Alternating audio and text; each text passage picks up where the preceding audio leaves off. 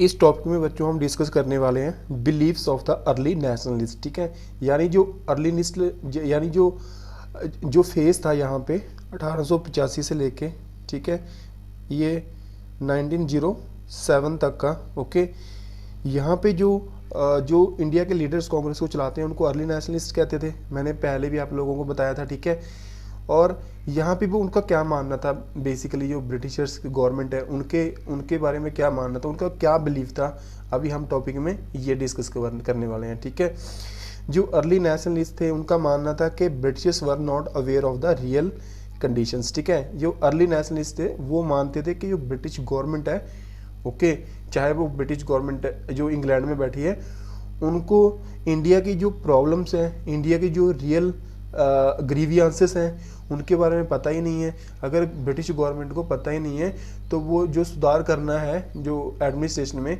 या फिर constitutional reform करने हैं वो कैसे करेगी। ठीक है, तो उनका मानना था कि पहले तो ब्रिटिश गवर्नमेंट को पता नहीं है कि इंडिया की प्रॉब्लम्स या फिर इंडिया की जो लोग हैं उनकी क्या क्या कंप्लेंट्स हैं, क्या क्या उनकी ग्रीवियंसेस हैं। ठीक है, उनका मानना था कि सबसे पहले हमको क्या करना है, स्ट्रॉन्ग पब्लिक ओपिनियन क्रिएट करनी है। ठीक है, स्ट्रॉन्ग पब्लिक ओपिनियन का मतलब ये है कि लोगों को सबसे पहले क्या करना है, हमने अवेयर करना है, लोगों को सबसे पहले हमने क्या करना है, यूनाइट करना है। ठीक है, इसीलिए वो लोगों को यूनाइट करने के लिए क्या करते हैं, जैसे कि मान लो कोई फेयर हो गया या फिर कोई पब्लिक की गैदरिंग होगी, तो वहाँ पे वो क्या करते थे, लोगों को समझाते थे, वहाँ पे स्पीच वगैरह देते थे, ताकि जो उनका मैसेज है वो ज़्यादा से ज़्यादा लोगों के पास स्प्रेड हो, फैले। ठीक है, और लोग क्या हों, वहाँ से अवेयर हों। तो एक तो उनका मोटिव था कि लोगों को क्या करना है, यूनाइट करना है। पहले लोगों को हमने समझाना है कि एक्चुअल में जो हमारी प्रॉब्लम्स जो हम लेके आ रहे हैं वो कैसे सॉल्व की जा सकती हैं और कैसे उनको ब्रिटिश के सामने रखना है। ठीक है, एक तो इनका मोटिव था कि जो ब्रिटिश गवर्नमेंट है उनको रियल प्रॉब्लम के बारे में पता नहीं है, सबसे पहले हमें एक यूनाइट होना पड़ेगा और यूनाइट होके हमने वो सारी की सारी प्रॉब्लम हमें ब्रिटिश गवर्नमेंट के सामने रखनी पड़ेंगी। ठीक है, जैसे कि मैंने बताया था आप लोगों के जो दादा भाई नारोजी होते हैं। ठीक है, दादा भाई नारोजी क्या होते हैं, वो एक एसोसिएशन बनाते हैं ना, कहाँ पे, लंदन में एसोसिएशन बनाते हैं। ठीक है, और वो लंदन में एसोसिएशन जो बनाते हैं वहाँ पे जाके वो क्या करते हैं, जो ब्रिटिश जो इंडियंस की जो कंप्लेंट्स वगैरह थी वो ब्रिटिश जो लोगों के पास रखते हैं, और जो ब्रिटिश गवर्नमेंट को वो पेपर्स के थ्रू क्या करते हैं, बताने की कोशिश करते हैं कि जो इंडिया में जो आपके वहाँ पे जो ऑफिसर काम करते हैं, आप उनको ये मैसेज दो कि वो रिफॉर्म इंट्रोड्यूस करें। ठीक है, तो हालांकि ऐसा नहीं है कि इंडियंस ने ये जो पॉइंट बताया मैंने, इसको पूरा करने के लिए कोई कोशिश नहीं की है। ठीक है, तो इसलिए बहुत सारे लीडर्स हैं, जैसे दादा भाई नौरोजी थे, उन्होंने जो अपनी एक एसोसिएशन बनाई थी लंदन में। ठीक है, किसके लिए बनाई थी वो, ताकि जो ब्रिटिश सिटीजन है और ब्रिटिश गवर्नमेंट है उसको इंडिया की रियल कंडीशंस के बारे में बताया जाए, इंडिया की रियल ग्रीवियंसेस के बारे में बताया जाए, इंडिया की जो रियल प्रॉब्लम है उनके बारे में बताया जाए। ठीक है, और जो दूसरा जो पॉइंट था वो मानते थे जो अर्ली नेशनलिस्ट थे, उनका मानना है कि जो हमने क्या करना है, जो ब्रिटिश गवर्नमेंट है ना उसको हमने मजबूर कर देना है, क्या करने के लिए, रिफॉर्म मतलब, ठीक है, सुधार करने के लिए। ओके, सुधार किस में करनी है, ये जो एडमिनिस्ट्रेशन है। ठीक है, यानी इसमें हमने सुधार करने हैं।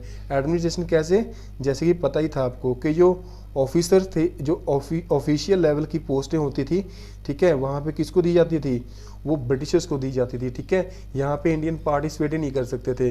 नेक्स्ट जो रिफॉर्म करना था, कहाँ पे करना था, जो यहाँ पे सैलरी दी जाती थी इंडियन को, ठीक है, वो भी क्या दी जाती थी, काफ़ी ज़्यादा लो दी जाती थी एज कम्पेयर टू ब्रिटिशर्स। ठीक है, इसके बाद क्या था कि जो यहाँ पे ब्रिटिश, यानी जो मैंने आपको काउंसिल के बारे में बताया था। ठीक है, यानी जो यहाँ पे लेजिस्लेटिव काउंसिल थी, जिसको जैसे कि आज हमारे पास लोकसभा है, ठीक है, ऐसे ही पहले लेजिस्लेटिव काउंसिल हुआ करती थी, इंपीरियल लेजिस्लेटिव काउंसिल। ठीक है, वो इंपीरियल लेजिस्लेटिव काउंसिल हुआ करती थी।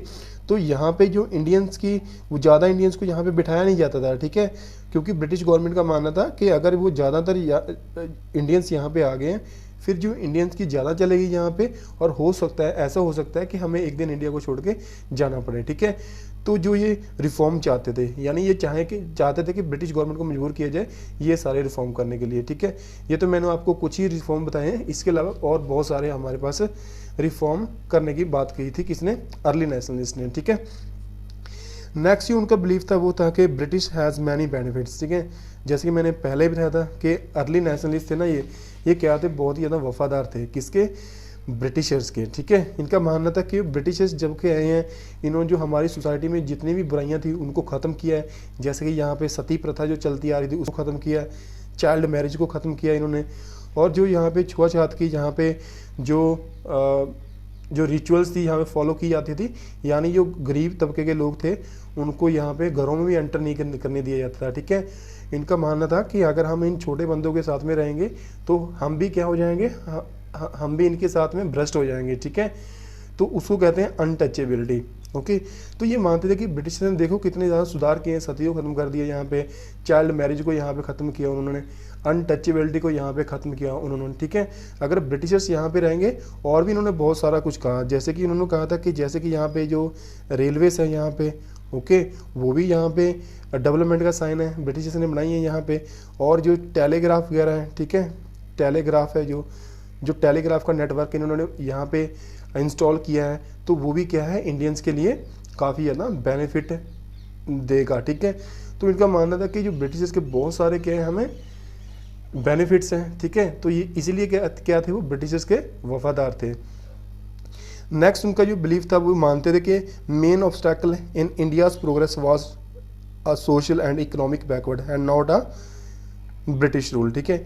इनका मानना था कि जो इंडिया इतना बैकवर्ड रह गया है, इंडिया जो इतना बैकवर्ड रह गया है, उसके पीछे मेन रीज़न है, एक तो है हमारे पास इकोनॉमिक रीज़न, ठीक है। इकोनॉमिक रीज़न का मतलब क्या है कि इंडिया के पास इतना पैसा ही नहीं है कि वो क्या कर सके, इंडियंस को इतनी ज़्यादा सैलरी दे सके, ठीक है। इकोनॉमिक स्फीयर में आप यहाँ पे इंडस्ट्री वगैरह का यहाँ पे क्या है एग्जांपल भी दे सकते हो, ठीक है। यहाँ पे कोई इतनी इंडस्ट्रीज़ नहीं है, फैक्ट्रीज नहीं है यहाँ पे, ठीक है, जिससे कि क्या हो, जो इंडिया की इनकम है वो इंक्रीज़ करे, ठीक है। एक तो यहाँ पे ये सारी चीज़ें नहीं है, एक तो इंडिया इसलिए यहाँ पे बैकवर्ड है, और दूसरा यहाँ पे क्या है, सोशल बैकवर्डनेस है। सोशल मतलब जैसे कि मैंने आपको बताया था कि यहाँ पे सती चलती आ रही थी, ठीक है, या फिर जो गर्ल्स होती थी उनको घरों से जो बाहर निकलना भी अलाउड नहीं किया जाता था, ठीक है। जो गर्ल्स थी उनको स्कूल में भी अलाउड नहीं किया जाता था कि स्कूल में जाके क्या कर सके, वो एजुकेशन को रिसीव कर सकें, ठीक है। तो ये जो हमारी सोशल प्रॉब्लम्स थी, ठीक है, हमें पहले ये करेक्ट करनी है, इसके बाद हमने जो इकोनॉमिक प्रॉब्लम है ये ओवरकम करनी है। अगर हम ये दो प्रॉब्लम्स ओवरकम कर लेते हैं तो इसके बाद जो इंडिया बैकवर्ड नहीं रहेगा, इंडिया प्रोग्रेस की ओर चलता जाएगा, ठीक है। तो अर्ली नेशनलिस्ट का मानना था कि जो ज़्यादातर प्रॉब्लम्स हैं वो हमारे पास इकोनॉमिक प्रॉब्लम है और सोशल प्रॉब्लम्स हैं। जो हम मानते हैं कि ब्रिटिशर्स जो हैं वो क्या करते हैं, वो ब्रिटिशर्स का कारण क्या है हम बैकवर्ड हैं, तो ऐसा नहीं है, ठीक है। इसके बाद नेक्स्ट बिलीफ था इनका कि they believe in constitutional and peaceful methods, ठीक है। इनका विश्वास था कि हमें क्या करना है कि सबसे पहले तो हमें कॉन्स्टिट्यूशनल रिफॉर्म लेके आने हैं, ठीक है, कॉन्स्टिट्यूशनल रिफॉर्म, ठीक है। ये कॉन्स्टिट्यूशनल रिफॉर्म क्या होते हैं, जैसे कि मैंने बताया था इंडियन को सैलरी ज़्यादा मिलनी चाहिए, ठीक है, सैलरी ज़्यादा मिलनी चाहिए, या फिर जो इंडियन को ऑफिशियल लेवल की पोस्टें होती हैं वहाँ पे अपॉइंट किया जाना चाहिए, ठीक है, या फिर जो यहाँ पे इंडियन की जो इंपीरियल लेजिस्लेटिव काउंसिल होती है वहाँ पे इनकी एंट्री होनी चाहिए, और वो भी लार्ज नंबर में, ठीक है, ताकि यहाँ पे तो ये सारे क्या थे, कॉन्स्टिट्यूशनल रिफॉर्म चाहते थे, ठीक है। और वो क्या थे, वायलेंस के खिलाफ थे वो, ठीक है, वो चाहते थे कि वायलेंस नहीं करनी है हमने, ठीक है। हमने क्या करना है, आगे मैं जो टॉपिक है पढ़ाऊंगा कि मेथड्स ऑफ अर्ली नेशनलिस्ट, ठीक है, उसमें पढ़ाऊंगा कि ये जो इनका काम करने का तरीका था वो क्या थे। वो जो ब्रिटिशर्स को क्या करते हैं, एप्लीकेशंस वगैरह राइट करते थे, ठीक है, उनको प्रेयर करते थे और ये उनको रिक्वेस्ट करते कि सर ये वाले रिफॉर्म आप लेके आए हो, ठीक है। और ब्रिटिश गवर्नमेंट क्या करती थी, उनको डिनाई कर देती थी, उनको मना कर देती थी, ठीक है। तो नेक्स्ट टॉपिक जो हम पढ़ेंगे बच्चों वो है हमारे पास methods of early nationalist. Next topic जो बच्चों हमारे पास है वो है मेथड्स ऑफ अर्ली नेशनलिस्ट, ठीक है। इससे जस्ट पहले वाले टॉपिक में हमने क्या डिस्कस किया था कि जो ब्रिटिशर्स हैं यानी जो हमारे पास अर्ली नेशनलिस्ट थे, ठीक है, उनका क्या क्या बिलीव था और वो क्या मानना था उनका ब्रिटिश गवर्नमेंट के बारे में। अभी हम यहाँ पे इस टॉपिक में पढ़ने वाले हैं कि जो अर्ली नेशनलिस्ट थे उनका काम करने के कौन कौन से तरीके थे बेसिकली यहाँ पे, ठीक है।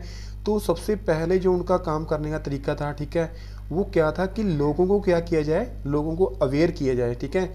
और ये लोगों को इंडियंस को अवेयर किया जाए, इसी के साथ साथ में जो वहाँ पे ब्रिटेन में बैठे हैं, इंग्लैंड में बैठे हैं, वहाँ की ब्रिटिश गवर्नमेंट है और जो वहाँ की जो ब्रिटिश सिटीजन्स हैं, पब्लिक है, उनको भी क्या करना है, हमने अवेयर करना है। ठीक है, तो देखो सबसे पहले जब उन्होंने क्या किया, इंडियंस को अवेयर करने के लिए उन्होंने कौन कौन से मेथड्स यूज़ करते हैं वो देखो, इंडियन पब्लिक को जोड़ने के लिए, यूनाइट करने के लिए वो किसकी हेल्प लेते हैं, वो मीटिंग्स ऑर्गेनाइज करते हैं। ठीक है, यानी जहाँ भी कोई भी पब्लिक अगर ज़्यादा वहाँ पे लोग इकट्ठा होते हैं तो वो वहीं पे पहुँच जाते हैं जो अर्ली नेशनलिस्ट थे। ठीक है, जैसे कि फेयर हो गया या फिर फेस्टिवल हो गया, आप लोगों को पता ही है कि फेस्टिवल्स वगैरह में काफ़ी लोग इकट्ठे होते हैं। ठीक है, अगर आप कोई भी अपनी बात वहाँ पे फेस्टिवल्स में जाके वहाँ पे सामने रखेंगे तो वो ज़्यादा लोगों तक पहुँचेगी। ठीक है, क्योंकि उस टाइम पर क्या था, इतने हमारे पास कम्युनिकेशन के चैनल्स नहीं थे। ठीक है, जैसे कि आपके पास ये नेट वगैरह हो गया, ओके, ये सारी चीज़ होगी।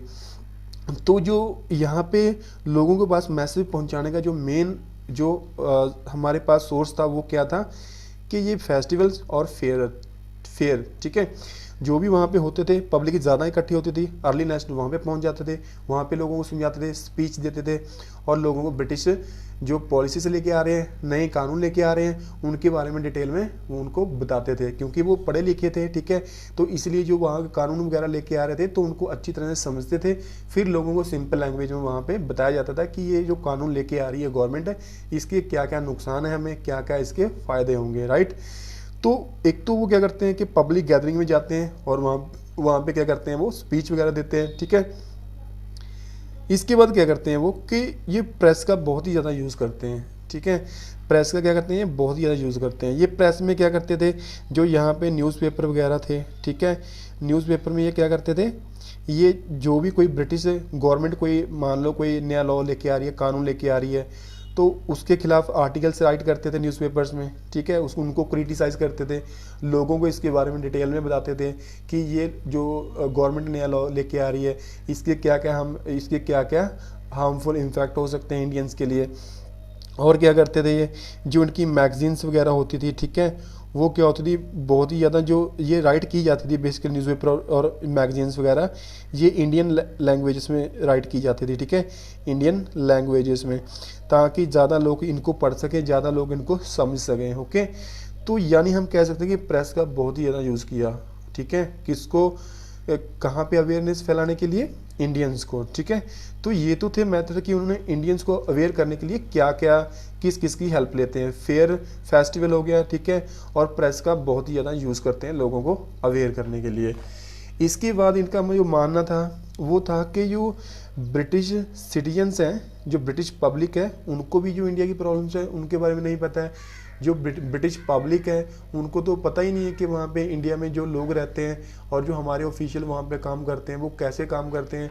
ठीक है, वो अनअवेयर थे, अभी तक उनको पता नहीं था कि इंडिया में चल क्या रहा है। ठीक है, तो जो अर्ली नेशनलिस्ट थे उनका मानना था कि ब्रिटिश पब्लिक को भी अवेयर किया जाए और जो ब्रिटिश गवर्नमेंट है उनको भी अच्छी तरह से बताया जाए कि इंडिया के जो पीपल्स हैं वहाँ पे इंडिया में, ठीक है, और जो इंडिया की ग्रीवियंसेस हैं, इंडिया की क्या क्या कंप्लेंट्स हैं, क्या क्या प्रॉब्लम्स हैं, सबसे पहले यहाँ पे ब्रिटिश गवर्नमेंट के सामने रखें और ब्रिटिश पब्लिक के सामने रखें। ठीक है, कहाँ पे बैठे हैं दोनों, इंग्लैंड में। राइट, तो यहाँ पे कौन कौन सी मेथड्स यूज़ करते हैं वो ब्रिटिश पब्लिक को अवेयर करने के लिए या ब्रिटिश गवर्नमेंट को।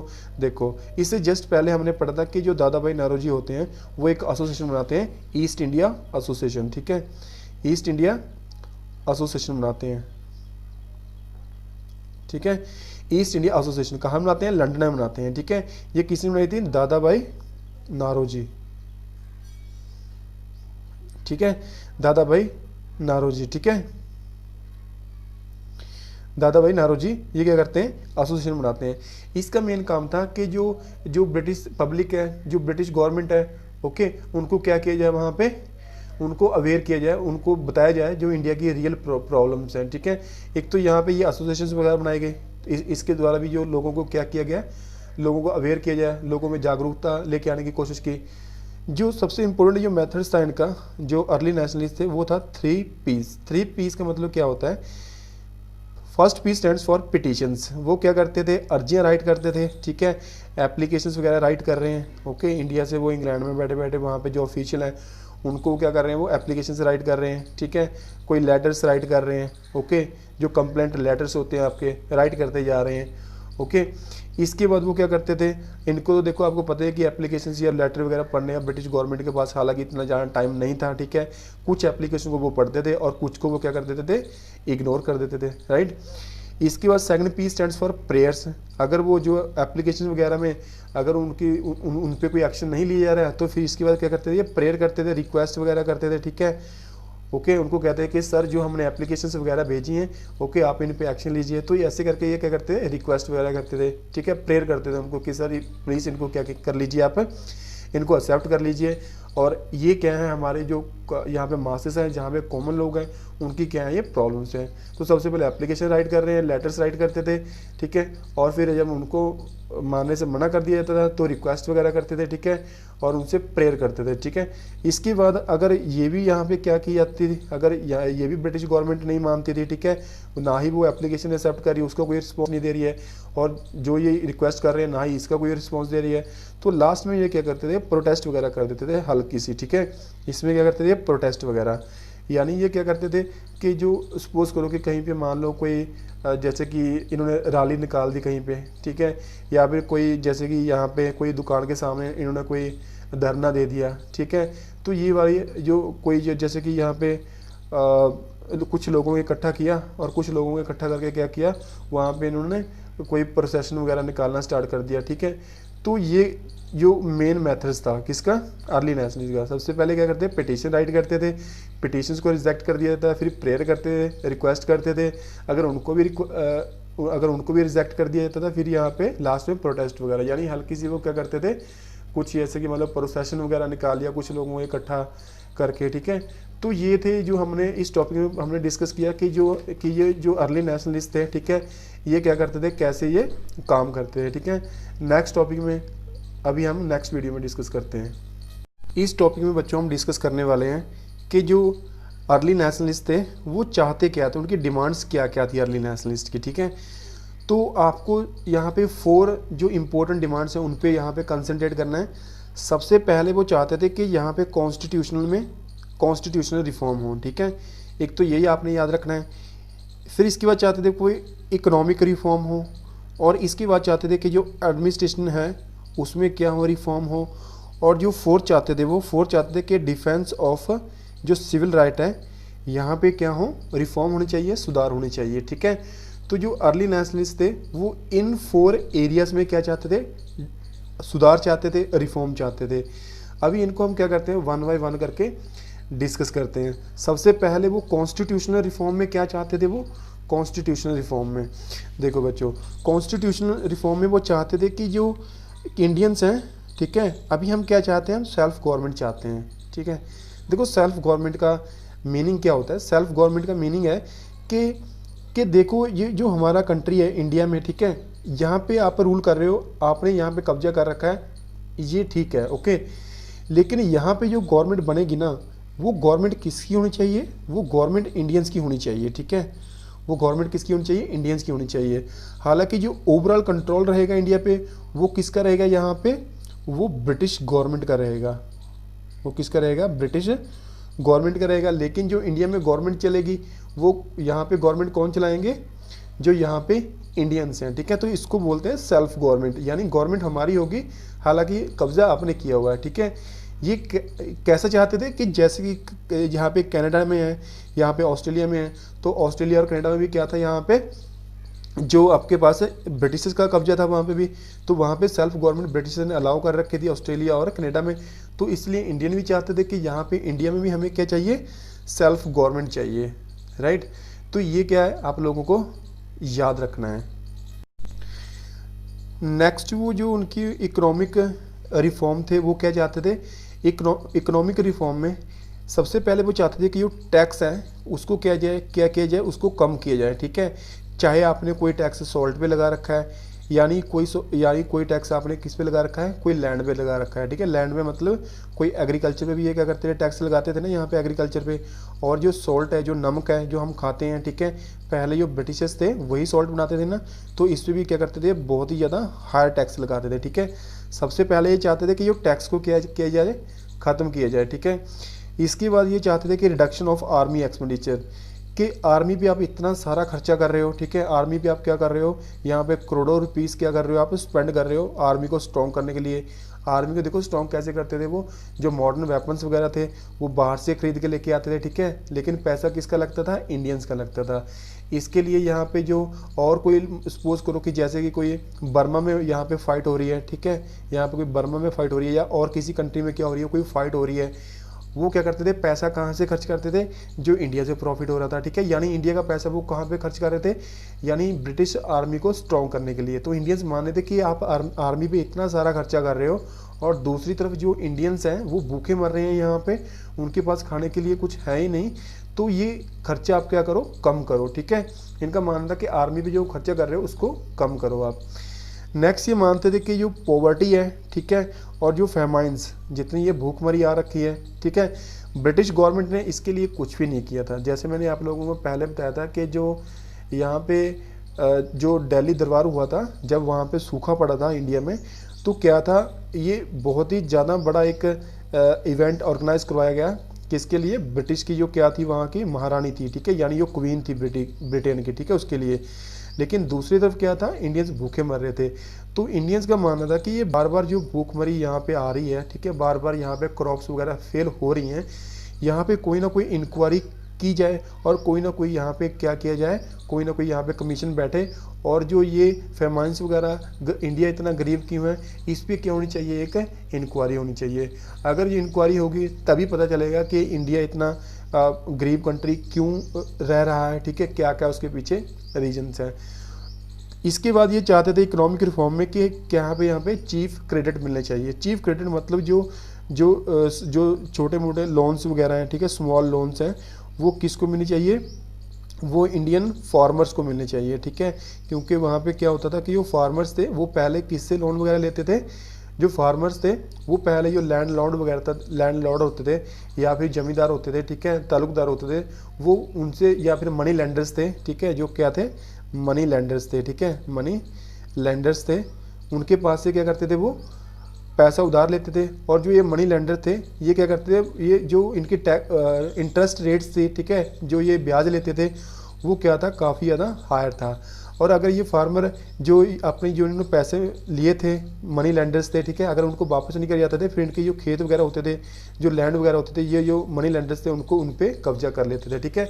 एक चाहते थे कि इस चीज़ को ख़त्म करने के लिए क्या दिया जाए, किसानों को स्मॉल यहाँ पे लोन्स वगैरह प्रोवाइड किए जाएँ।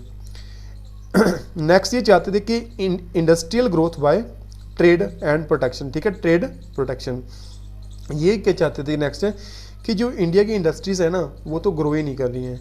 हालांकि पहले तो यहाँ पे इंडिया में उस टाइम पे इतनी इंडस्ट्री थी नहीं, ठीक है, जो भी यहाँ पे लोग हाथों से या फिर जो आर्टिस्ट थे, ठीक है, या फिर जो यहाँ पे जो कोई क्राफ्ट, कोई हाथों से कोई जैसे कि दरियाँ वगैरह बनाता था या फिर कोई ब्लैंकेट्स वगैरह बनाता था, ठीक है, हाथों में कोई सामान बनाते थे, ठीक है, ये वाली वहाँ पे जो पहले फैक्ट्रीज एग्जिस्ट किया करती थी इंडिया में, ठीक है। और ये भी क्या होती जा रही थी, धीरे धीरे करके ख़त्म होती जा रही थी। क्यों ख़त्म होती जा रही थी, देखो, अगर कोई भी सामान, ठीक है, अगर कोई भी सामान इंडिया का बना हुआ अगर और किसी कंट्री में जाता था तो उस पर टैक्स वगैरह क्या किया जाता था, बहुत ही ज़्यादा हाई किया जाता था, ताकि लोग क्या करें, इंडियंस का सामान खरीदें ही ना, ठीक है, क्योंकि ज़्यादा महंगा हो जाएगा ज़्यादा टैक्स लगाने से।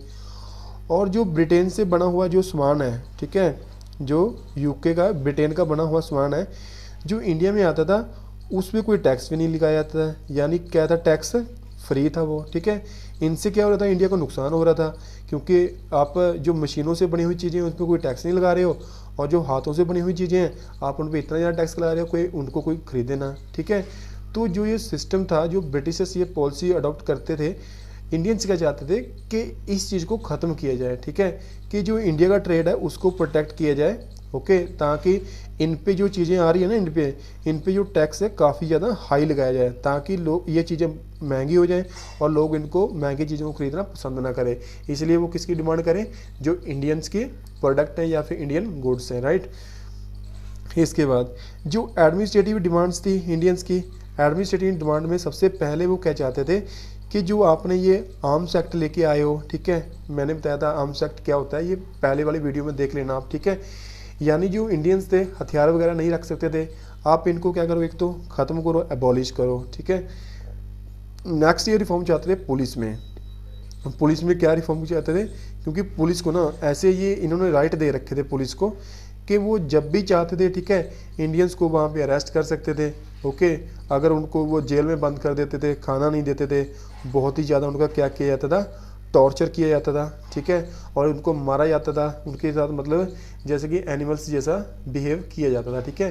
तो इंडियन चाहते थे कि जो ये सिस्टम है पुलिस में, इसमें काफ़ी ज़्यादा सुधार किए जाएँ, ठीक है, ताकि जो इंडियंस को वो क्या ना कर सके, टॉर्चर ना कर सके। इसके बाद ये चाहते थे कि जो इंडियंस हैं उनको ये अलाउ किया जाए कि वो क्या बन सके, आईसीएस ऑफिसर बन सकें, ठीक है, इंडियन सिविल सर्विसेज, यानी वो क्या कर सकें, उसमें पार्टिसिपेट कर सकें, ठीक है। ये जो एग्ज़ाम होता था ना, ये एग्ज़ाम कंडक्ट किया जाता था ताकि जो ऑफिशियल लेवल की जो पोस्टें होती है ना, ऑफिशियल लेवल की, ठीक है, उन पे पर्सनस को अपॉइंट करने के लिए लिया जाता था, ठीक है। अगर कोई मान लो कोई पर्सन इस टेस्ट को क्लियर करता था तो फिर वो ऑफिसर बन सकता था, ठीक है। और इंडियंस को ये राइट नहीं था कि वो क्या कर सके, आईसीएस एग्ज़ाम दे सके। इसके बाद ये चाहते थे कि सेपरेट जुडिशरी फ्रॉम एग्जीक्यूटिव, ठीक है। जुडिशरी क्या होती है, जो कानून की रक्षा करती है, ठीक है, जो क्या करती है, प्रोटेक्ट लॉस, यानी लॉस की प्रोटेक्शन, जो लॉस की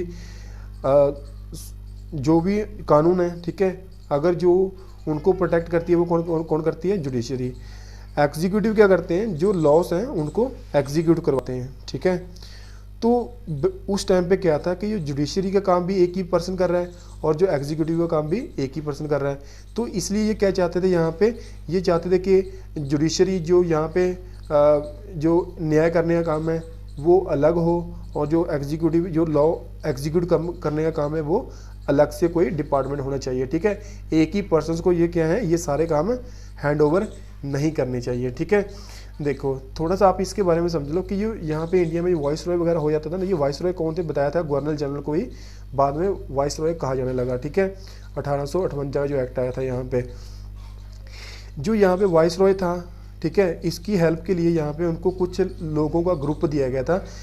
पहला ग्रुप इसको दिया था एग्जीक्यूटिव काउंसिल का, ठीक है, और नेक्स्ट ग्रुप जो इसको दे रखा था वो क्या था, लेजिस्लेटिव काउंसिल का, ठीक है।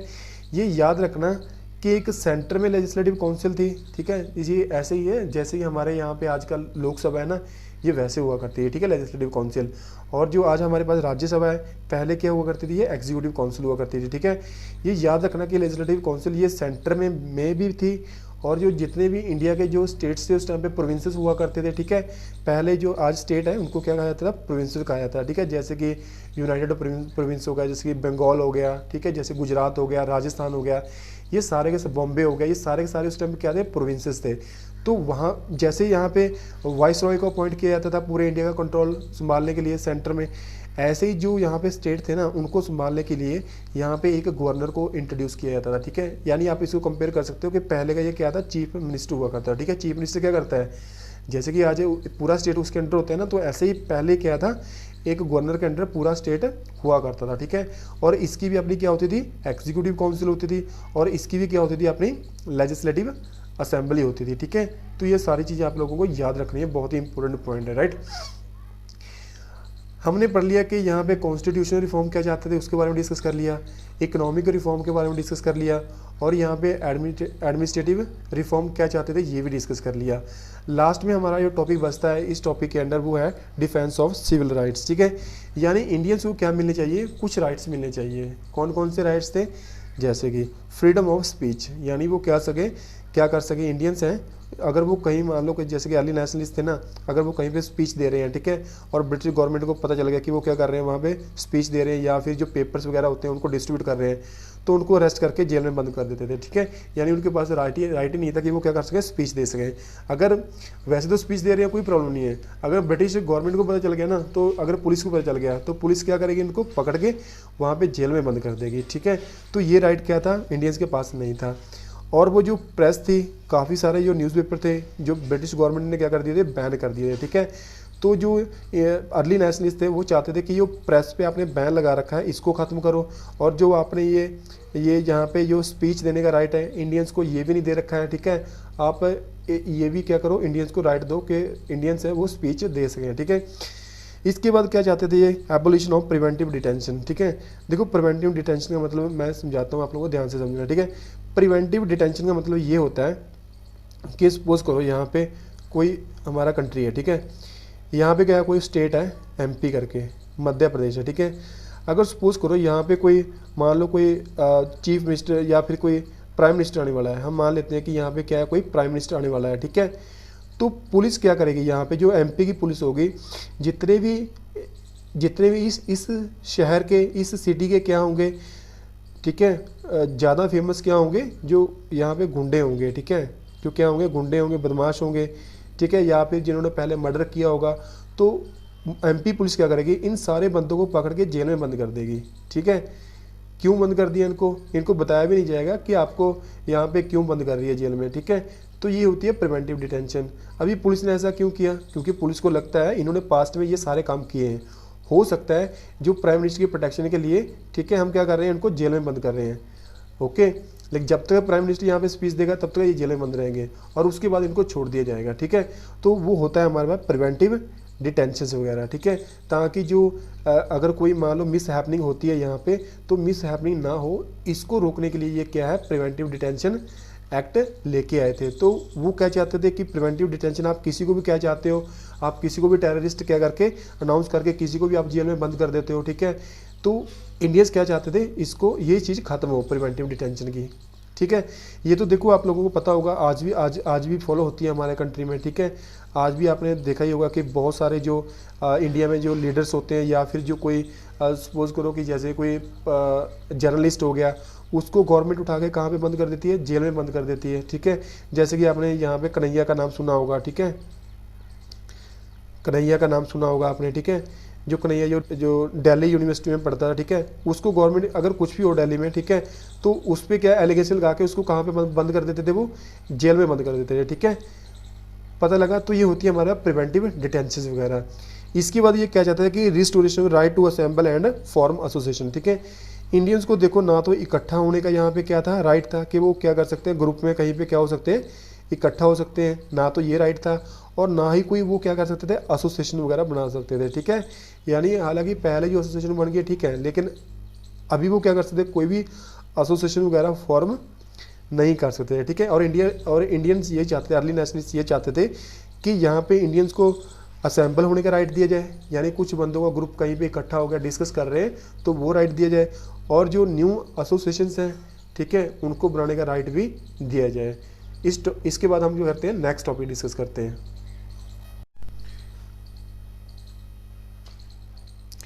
इस टॉपिक में बच्चों हम डिस्कस करने वाले हैं कि अचीवमेंट्स ऑफ अर्ली नेशनलिस्ट, यानी जो अर्लियलिस्ट हमारे पास अर्लियलिस्ट फेज था। ठीक है, अर्ली जो नेशनलिस्ट फेज था, उनकी क्या अचीवमेंट्स थी।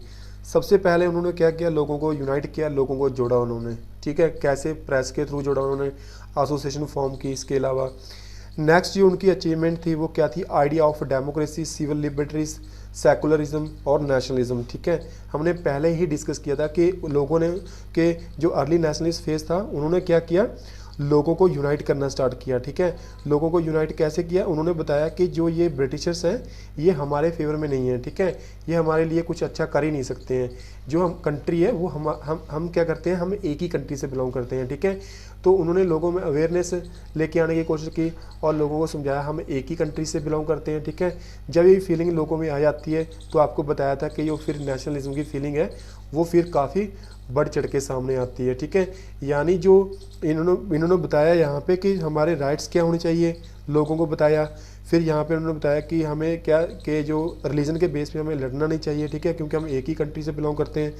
और डेमोक्रेसी क्या होती है, यानी सभी को ये राइट मिलना चाहिए कि वो क्या कर सकते हैं, जो वोटिंग में पार्टिसिपेट कर सकते हैं। ठीक है, हालांकि पहले क्या होता था, जो यहाँ पे इलेक्शंस होते थे इंडिया में, वो जो ज़्यादा अमीर लोग होते थे या फिर ज़्यादा जो टैक्स पे करते थे, उनको यहाँ पे पार्टिसिपेट करने दिया जाता था। ठीक है, यानी जो लेबरर्स थे, जो वुमेन्स थी, जो यहाँ पे फार्मर्स थे, उनको तो ये राइट ही नहीं था कि वो क्या कर सकें, यहाँ पे किसी इलेक्शन में पार्टिसिपेट कर सकें। ठीक है, तो उन्होंने लोगों को आइडिया दिया डेमोक्रेसी का, यानी सभी को क्या मिलना चाहिए, वोटिंग का राइट मिलना चाहिए।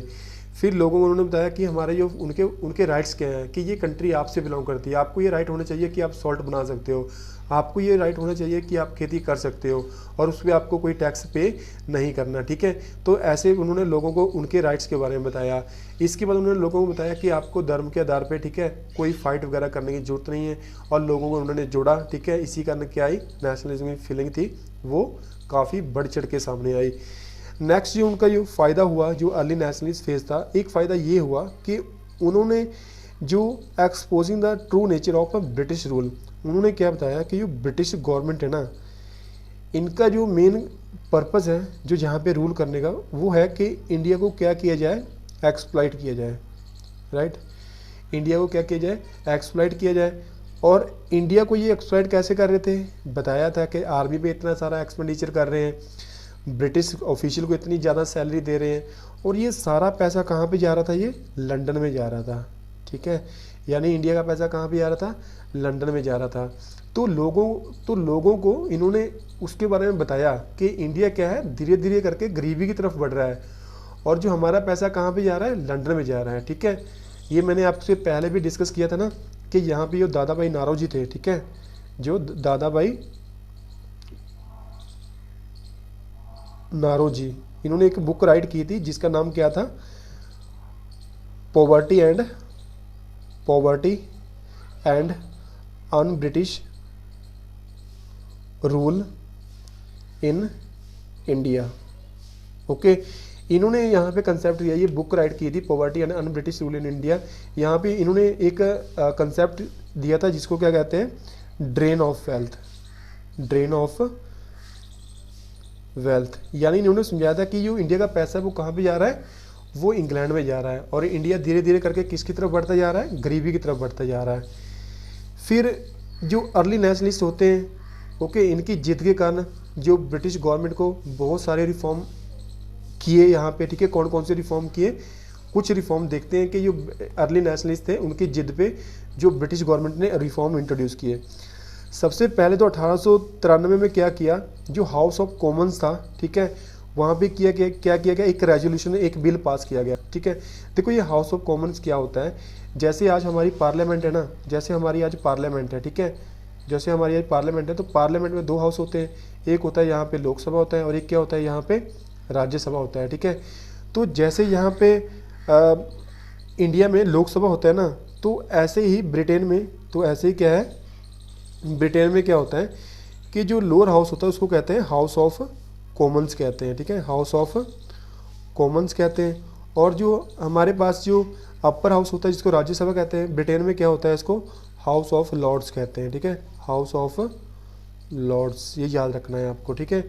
यानी ब्रिटेन का जो ये वाला हाउस था, हाउस ऑफ कॉमन्स यानी लोअर हाउस था, वहाँ पे क्या किया गया, एक रेजोल्यूशन पास किया गया, एक बिल पास किया गया। ये बिल किसके लिए था, ये बिल था कि जो आईसीएस एग्ज़ाम होगा, ठीक है, ये इंडिया में और लंदन में, ठीक है, ये सेम एग्ज़ाम होगा। अगर कोई भी इस एग्ज़ाम को क्लियर करेगा तो उसको जो ऑफिसर लेवल की पोस्टें थी वो इंडिया में और इंग्लैंड में उसको क्या किया जा सकता था, कहीं भी अपॉइंट किया जा सकता है, ठीक है। यानी इस जो ये बिल पास हुआ, इसका ये फ़ायदा हुआ कि जो अभी इंडियंस थे वो क्या कर सकते थे, ये एग्ज़ाम दे सकते थे। यानी जो एग्ज़ाम लंदन में होगा, सेम एग्ज़ाम कहाँ पे वो ऑर्गेनाइज़ किया जाएगा, इंडिया में ऑर्गेनाइज़ किया जाएगा, ठीक है। तो एक तो देखो अर्ली नेशनलिस्ट का ये फ़ायदा हुआ। नेक्स्ट उनका जो फ़ायदा हुआ कि जो 1895 में एक यहाँ पे एक और एक्ट पास करती है ब्रिटिश गवर्नमेंट, जिसका नाम क्या होता है, इंडियन एक्ट काउंसिल, ठीक है।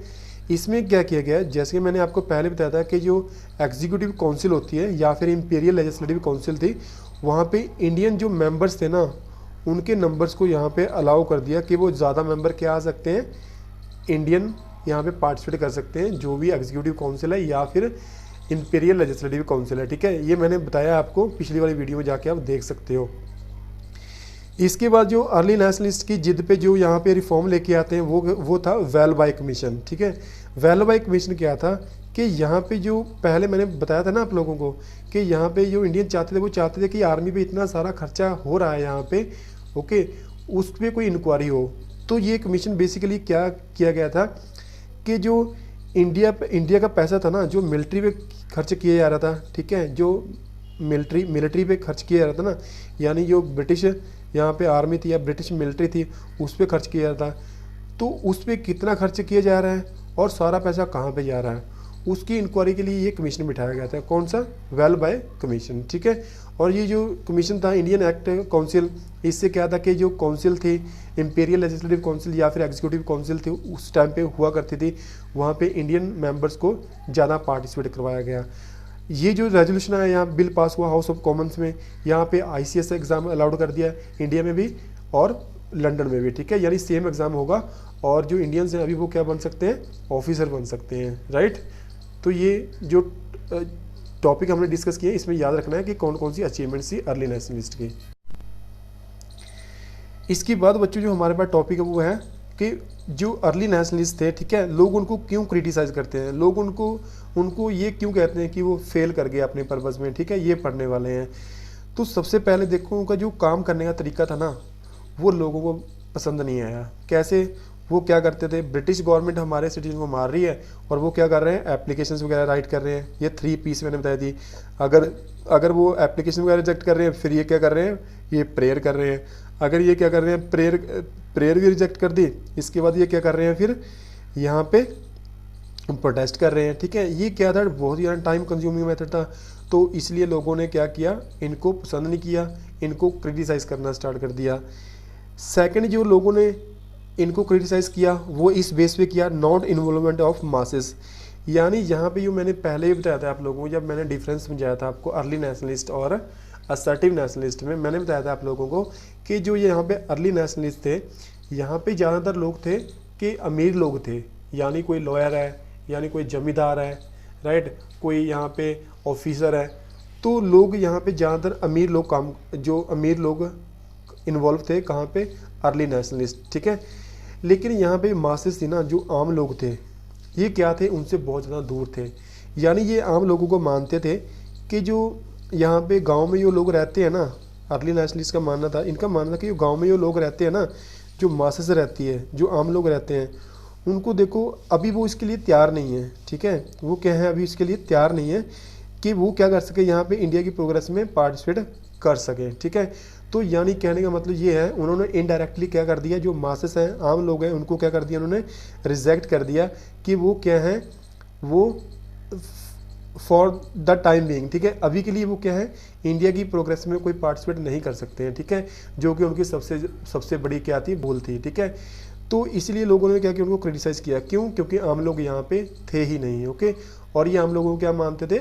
ये मानते थे कि जो आम लोग हैं इनको ये अवेयर नहीं है, अभी वो उसके लिए तैयार नहीं है कि वो नेशनल मूवमेंट में क्या कर सके? पार्टिसिपेट कर सके, ठीक है।